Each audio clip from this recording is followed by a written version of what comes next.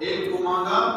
حضرت اسماعیل علیہ السلام یعنی ان خاص بچے، اور دوسرے کو مانگا جب اسی بچے کو مکہ کی وادی غیر ذی زرع میں چھوڑنے آئے تھے تو وہاں دعا کی تھی ابراہیم علیہ السلام نے، یا اللہ یہ بستی میں سوزن کان دیو ربنا وابعث فیہم رسولا، کہا رسول سوزن کے بستی میں، حالانکہ چھنا پیدی کہ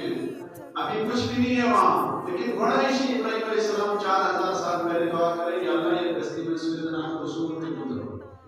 یا اگر یہ بگڑن میں آئے نا تو رسول کی بھی نہیں ضرورت ہوگی، اور اللہ تعالیٰ نے آخر میں جناب محمد رسول اللہ صلی اللہ علیہ وسلم کو اسی نسل سے